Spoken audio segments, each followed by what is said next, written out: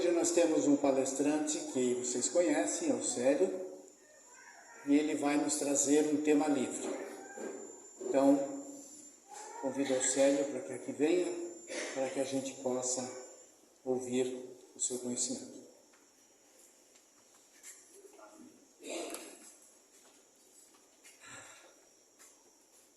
Boa noite a todos.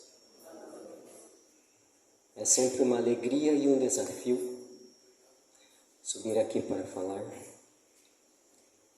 porque a espiritualidade sempre nos coloca a falar daquilo que precisamos melhorar em nós mesmos. Eu preparei um tema, depois eu preparei outro tema, e depois eu preparei outro tema. Então vamos ver o que vai sair aqui. A intenção, primeiramente, é falar sobre os 4 sentimentos divinos. O Dr. Sérgio Felipe de Oliveira diz que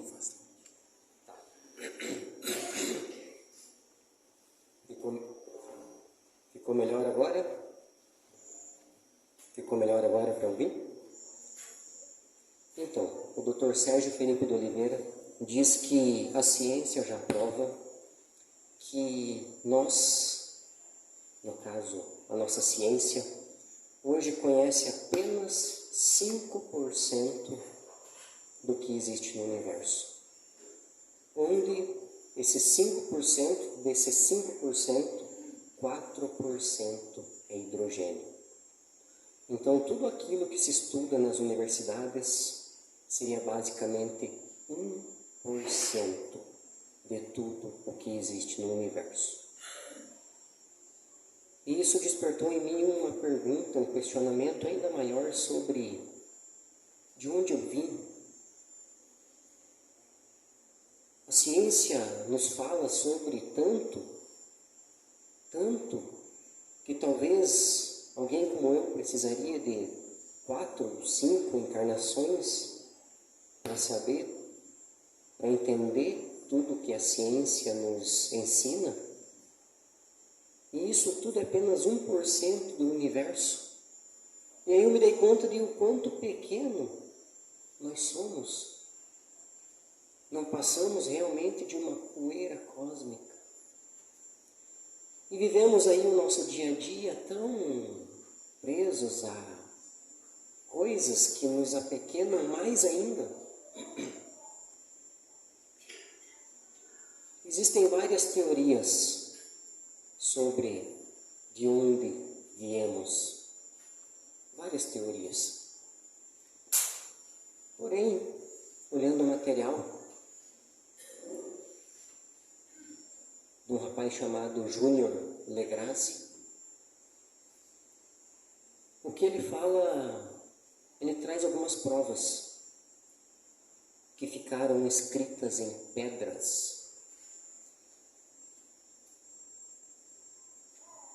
Então, para puxar a linha de raciocínio, vou ter que falar um pouco sobre os Anunnakis. O que seriam os Anunnakis? Anunnakis é apenas, digamos que uma tradução, ou significa aqueles que vieram do céu. O Anunnakis não é uma raça. Anunnaki é simplesmente aqueles que vieram do céu. A raça deles é Nibiruanos. Eles são Nibiruanos, num planeta chamado Nibiru, que é um planeta nave, onde eles habitam internamente. Nibiruanos, assim como quem é de Arcturus é arcturiano, quem é de Tau-Set é tausetiano,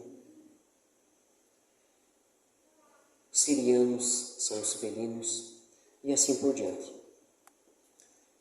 Então, os Anunnakis eram os protetores do nosso sistema solar, envolveram-se em uma guerra galáctica e tiveram o seu planeta nave muito atingido. E o material do que eles precisavam para consertar essa nave era o ouro. O ouro misturado com provavelmente alguma outra coisa, seria o suficiente. Por que o ouro? Porque o ouro é fidedigno. O ouro não preteia, o ouro ele não se submete ao meio. Entende? Então, além do que nós vemos o brilho do ouro, a beleza do ouro, na verdade, o valor que ele tinha para os nibiruanos era outro, certo? Seria a sua potência como material. E então,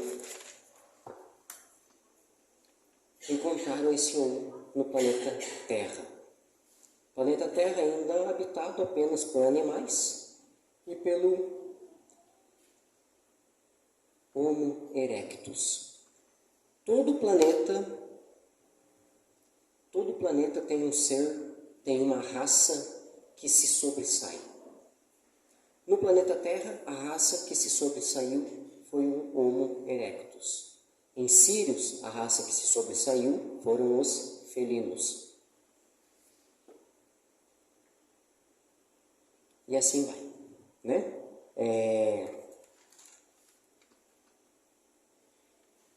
Em um planeta, que eu não lembro o nome, a raça que se sobressaiu foram os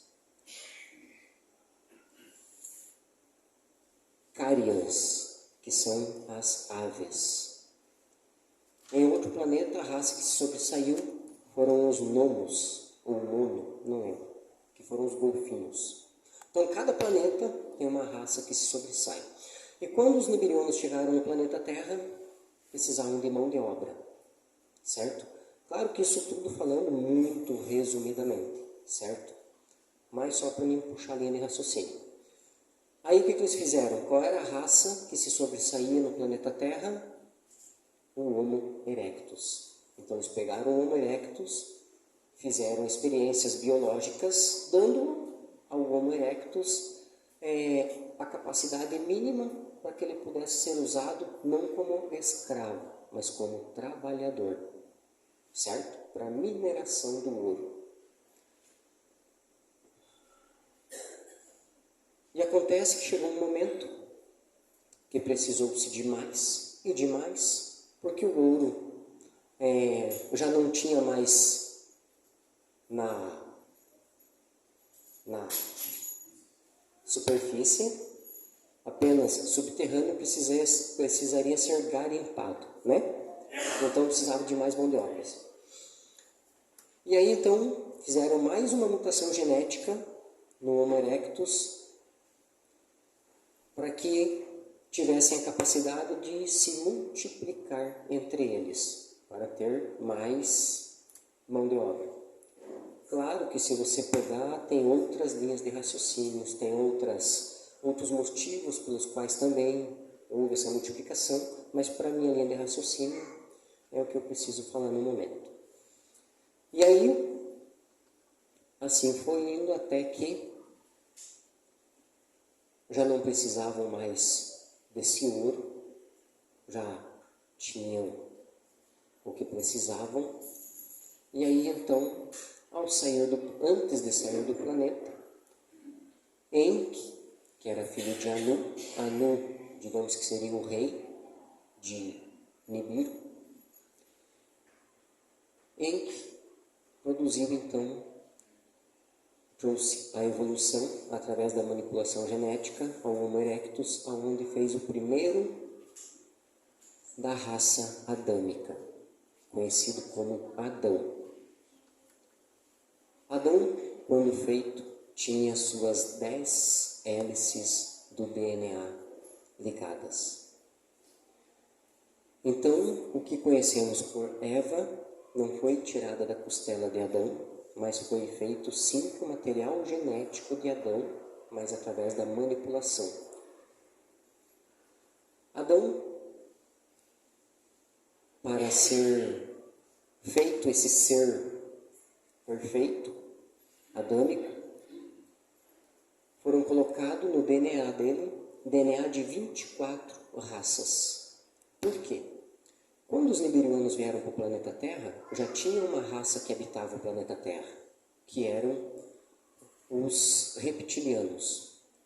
Reptilianos é uma raça forte, resiste às avarias do tempo, resiste às mudanças do tempo. E essa raça Homo erectus não era tão resistente assim, tanto que era mínima. Aí eles queriam criar o ser perfeito para este planeta. Porém, os reptilianos achavam ser não apenas os donos do planeta Terra, mas também os donos do nosso sistema solar. E aí foi colocado então no DNA adâmico, o DNA de 24 raças, para dar mais resistência. Inclusive, aí não foi gerado em laboratório, foi gerado no útero da irmã de Enki e Enlil, também filha de Anu. E então veio o Adão, o ser perfeito, com as 10 hélices do DNA ligadas. Aí Enki criou uma escola, a escola da serpente, porque a serpente simboliza sabedoria. E aí, ao deixar o planeta, Enlil, irmão de Enki, chamou Enki e falou: é o seguinte, estamos com um perigo muito grande nas mãos, porque esse ser desenvolveu-se intelectualmente, com um conhecimento muito grande, um poder muito grande, porque as 10 hélices do DNA ligadas, então ele podia se teletransportar, ele podia, digamos que, fazer tudo. Inclusive, Adão foi o primeiro corpo biológico adâmico capaz de habitar nele um espírito crístico. Mas houve um problema, porque nesse DNA tinham mais 24 DNAs. Então, ele desenvolveu-se muito em conhecimento, porém, não desenvolveu-se amorosamente. Então, um ser com muito conhecimento, com um poder grande, mas com muito baixo amorosidade, é um perigo, porque sucumbe ao ego muito fácil. Aí foi onde fizeram a manipulação genética novamente, para que os descendentes então não tivessem mais as 10 hélices do DNA ligadas. Foram cortadas, deixaram apenas 2 para sobrevivência, mas essas 2 hélices do DNA possibilitam-nos, que é o que todos nós temos, apenas 2 hélices ligadas, a raciocinar e evoluir.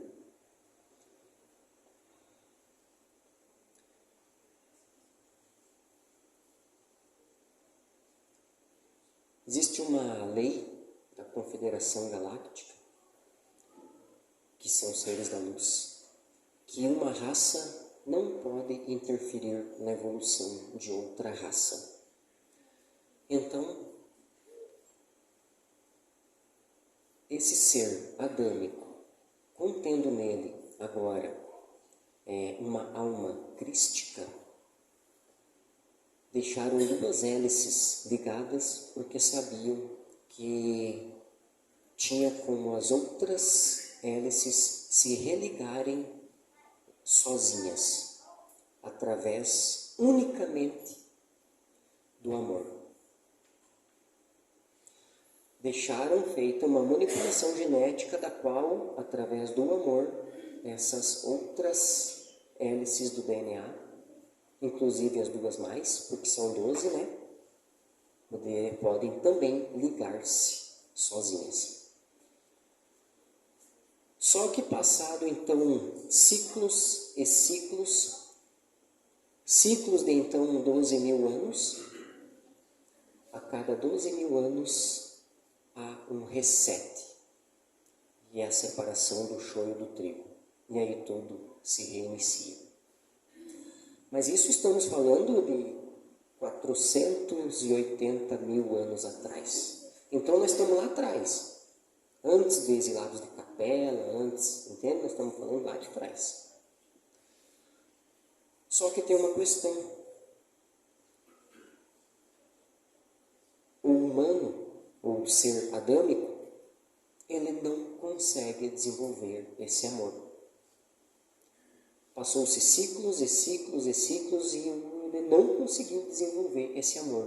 Poucos conseguiram.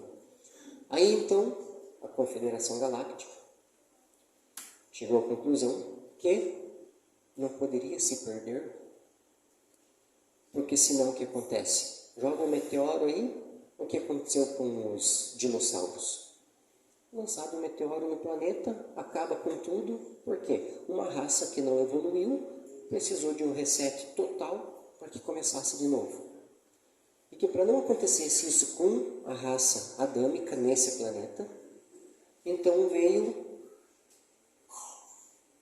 o enviado de Deus, Jesus. Então Jesus, tudo que ele pregou e falou, tratava-se dos 4 sentimentos divinos, que é o que necessitaria para que as hélices do nosso DNA se religassem.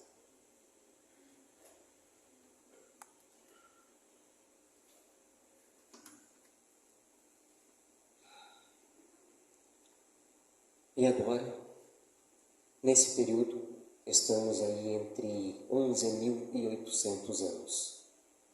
Então, para 12.000 anos, estamos muito próximos ao reset. E pode ter a certeza de que cada ser encarnado nesse planeta está encarnando nessa época, porque existe nele a possibilidade de desenvolver esse amor para que haja essa ligação. Talvez não de todos os filamentos, mas de 1 ou 2. O que algumas teorias trazem como o grau de confiabilidade, né? O grau de ser resgatável. Por que grau de confiabilidade? Porque a maioria de nós não somos fiel no pouco. Se não somos fiel no pouco, jamais seremos fiéis no muito.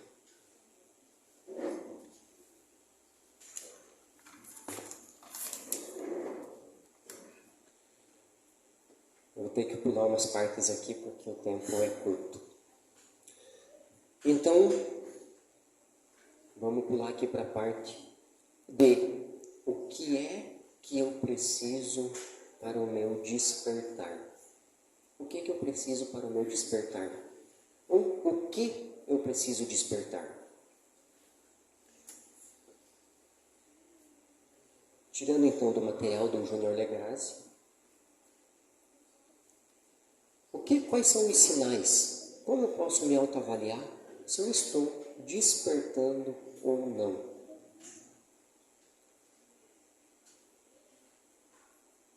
Questionamento. Eu questiono? Questiono a minha vida? Não é questionar o outro. Não é questionar a forma de viver do outro.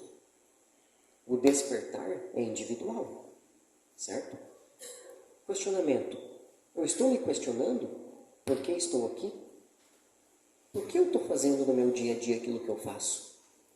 O que isso me traz? Me traz apenas retorno financeiro? Ou me traz uma evolução como ser humano?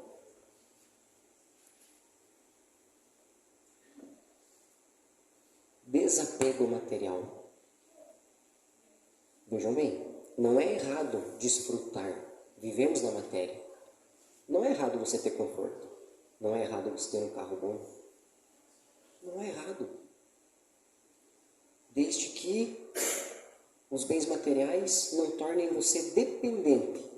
Os bens materiais devem ser um meio, não ser o objetivo. Se o lado financeiro para você ainda é um objetivo, então, sinto muito. Você ainda está no caminho errado. Ainda. Mas pode ser mudado. Entende? Vamos lá. A busca pelo conhecimento.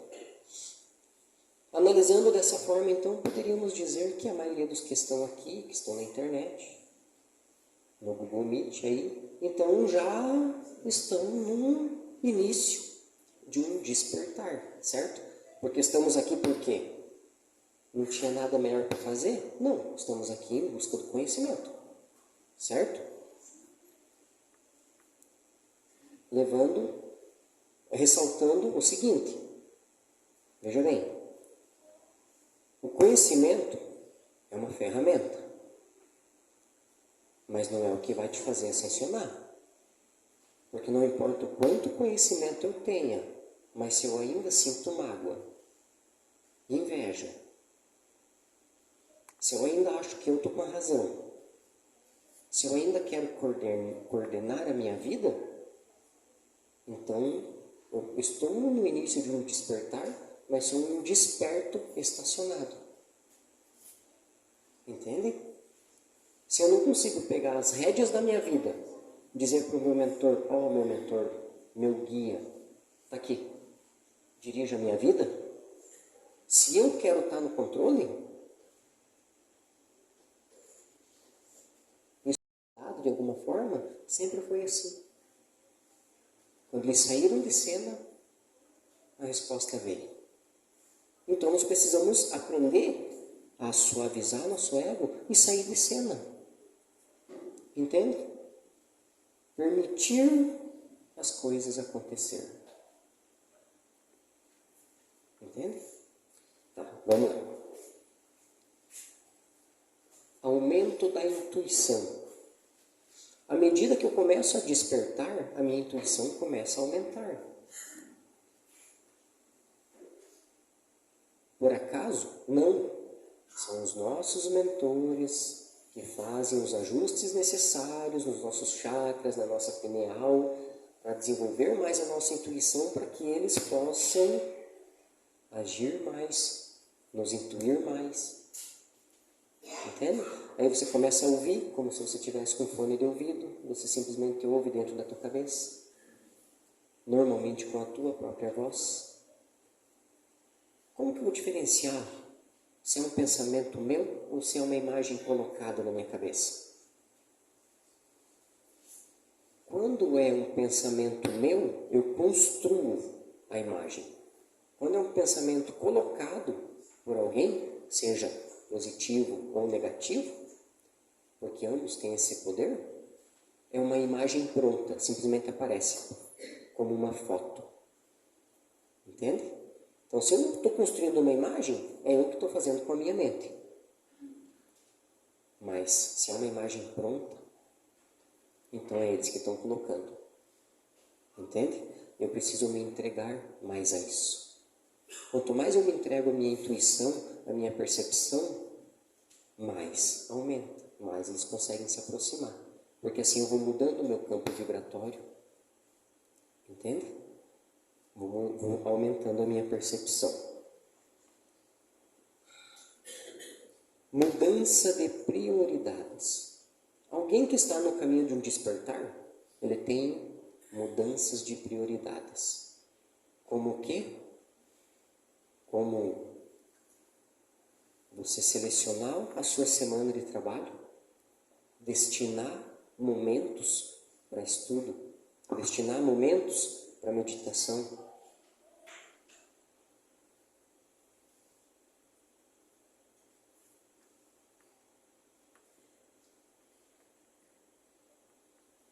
Eu vou usar um exemplo.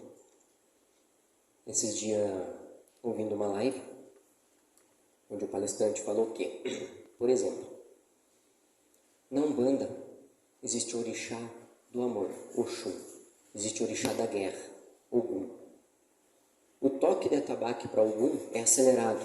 Por quê? Porque traz vibração de força, de iniciativa. O orixá do amor, o toque é mais lento. Por quê? Porque é mais amor, mais tranquilidade. Então não tem como tocar um toque tranquilo e chamar um orixá da guerra. Entende? E é assim que nós estamos. Se eu não estou numa vibração para atrair o amor, para desenvolver esse amor, essa energia de amor? Como vai se desenvolver? Se no meu dia a dia eu estou no ritmo do quê? Da guerra, da luta. Luta no trabalho, luta aqui, luta ali. Entende? Naquela aceleração. Não tenho, eu não estou na vibração. Não estou numa vibração que permite os meus mentores chegar. Entende?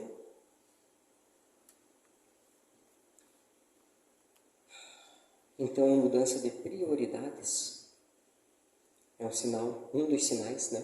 Mas é um sinal muito forte de que você está no caminho do despertar. Experiências místicas, quando eu passo a aceitar, compreender e estudar e ter as experiências místicas, é um sinal que eu estou no despertar. A conexão com a natureza é muito, muito importante. Quanto mais eu passo a ter conexão com a natureza, mais facilita para o meu despertar. Certo? O que está presente nesse planeta, digamos que desde que ele deixou de ser uma bola de fogo? A natureza. Minerais, vegetais. Entende? Por isso, algumas linhas religiosas utilizam ervas para banho, para harmonizar o seu ser soro energético. Entende? Porque facilita a conexão. Andar de pés descalços, andar entre a minha natureza. E assim vai.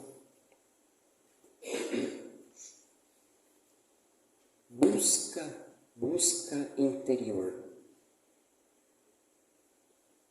Busca interior. Eu estou fazendo essa busca interior. O que é a busca interior? Eu procurar descobrir quem eu sou.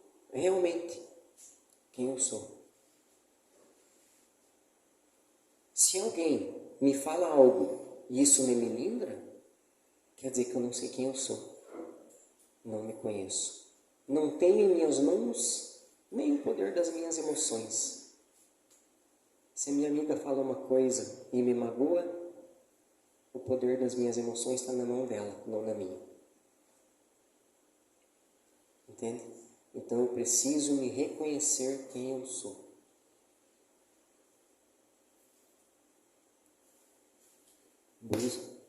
Busca interior.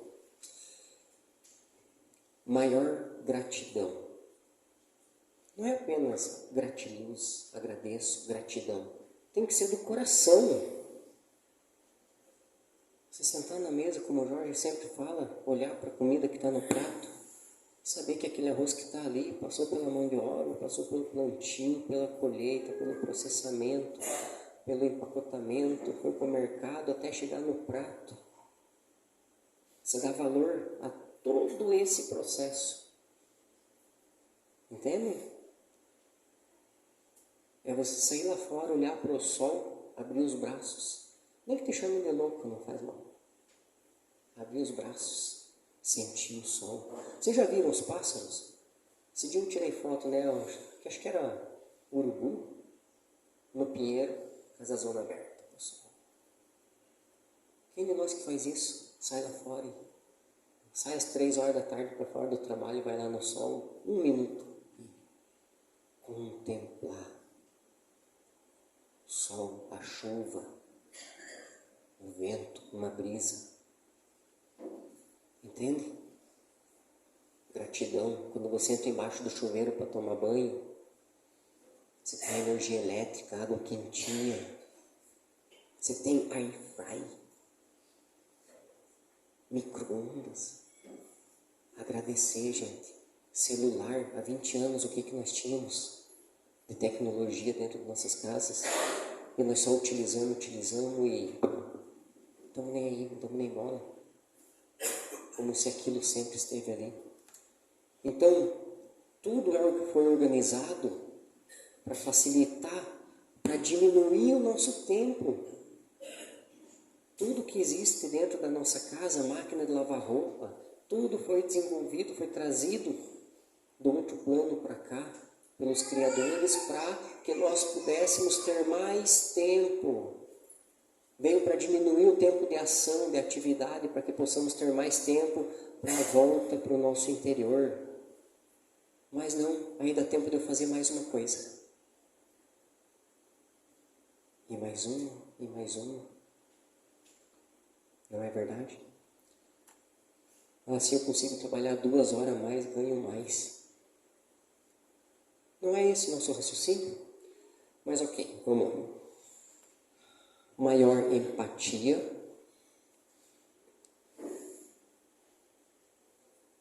ter uma mente observadora. Atenção, mente observadora. Não falei mente julgativa. Não é observar a roupa de quem está do lado, o cabelo penteado ou despenteado, você está com a maquiagem borrada ou não. Entende? Não é isso. Mente observadora. Vê o que está acontecendo ao teu redor, com você. Mente observadora, não mente julgadora.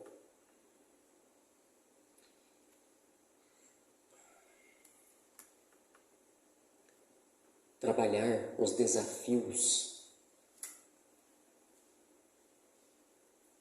Nós achamos que ao ter conexão com a espiritualidade, tudo vai melhorar.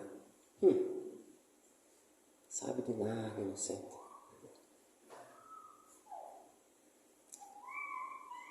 Não é assim que funciona. Tudo vai melhorar se a gente conseguir trabalhar as imperfeições que temos em nós. Não quer dizer que as dificuldades vão parar de acontecer, mas o fardo com Jesus é mais leve, certo? Jesus só vai estar comigo no amor.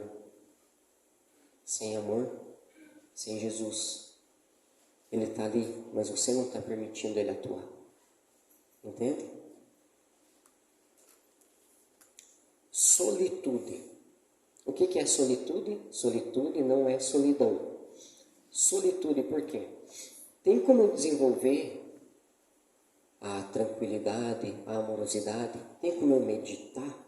Tem como eu ter uma mente observadora em meio ao caos? Em meio à agitação? Em meio à loucura? Não tem. Por isso que todos que quiseram, que alcançaram um despertar, tinham seus momentos de solitude. Jesus, o que ele fazia? Ia para a montanha, né? Foi para o deserto. No budismo, vão para os templos e ficam anos. Momentos do dia a dia para você ter esse momento de solitude para você conseguir colocar um mantra, apaziguar o teu ser. Esse momento de solitude é importante.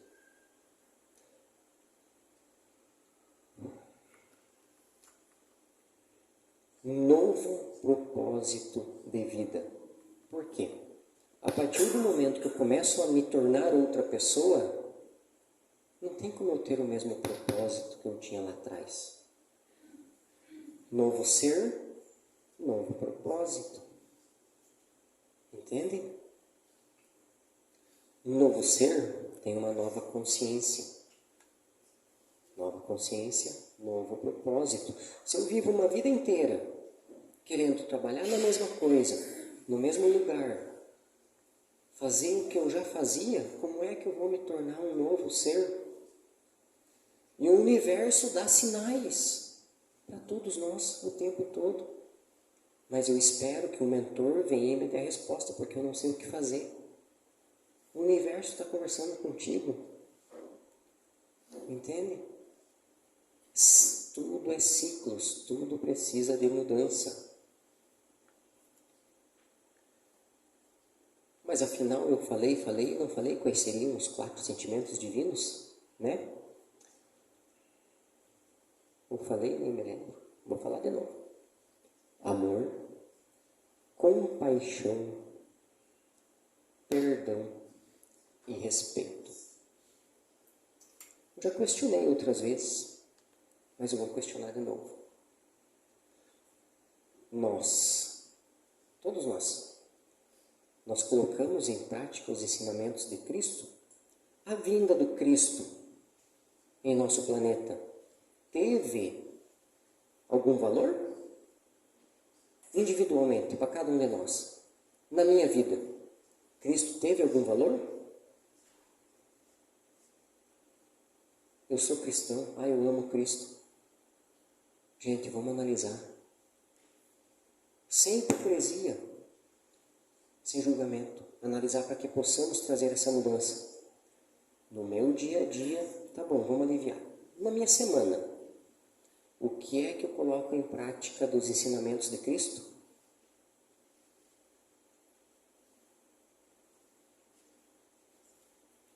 Amor, compaixão, perdão e respeito. Os 4 sentimentos divinos, que são a chave para que eu possa me tornar um desperto. Atenção, um desperto não é um ser ascensionado. Ser um ser desperto é só o início, mas muito cuidado para não se tornar um desperto decadente. O que é um desperto decadente? Eu percebo que tem que ser diferente, eu percebo que tem coisas erradas, mas aí eu foco nisso, sou um desperto, mas não estou trabalhando a minha ascensão. Por quê? Porque o meu foco está só nas coisas erradas. Quando eu vejo tudo que há de errado no mundo, é um sinal que eu já estou despertando, tá? Mas se eu paro nisso, se eu só sigo, exemplo, no YouTube, canais que trazem tragédias, sou um desperto decadente. Se eu gosto de assistir jornal, fala sério. Só desgraça. Então eu preciso ser um desperto, mas ter o meu foco na ascensão, na evolução desse despertar.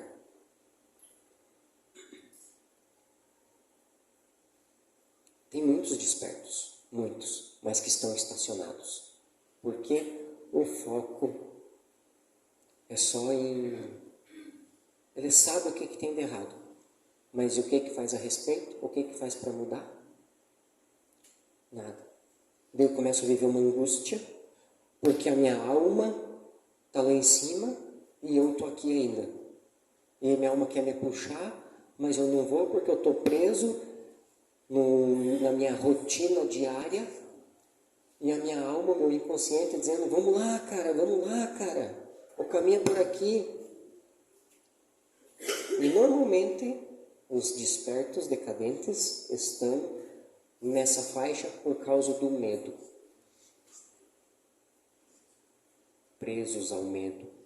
Medo de passar fome, medo de ser roubado, medo de perder o lugar no trabalho, medo de ser traído, medo e medo e medo. Cadê tua fé? Deixou onde? Traga de volta. Se você tem fé, se você crê, acabou o medo. Acabou o medo. Entende?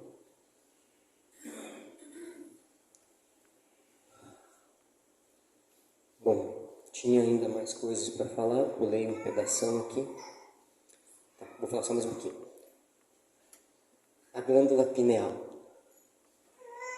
Seguinte, busquem, tem muita informação na internet. Busquem o material do Dr. Sérgio Felipe de Andrade. Não, Sérgio Felipe Oliveira, né? É importante saber sobre a glândula pineal, certo? Porque ela... Exemplo, um surdo de nascença, ele acorda com barulho. Vocês sabiam disso? Um surdo de nascença acorda com barulho. Um cego de nascença, ele sabe os limites. porque ele desenvolve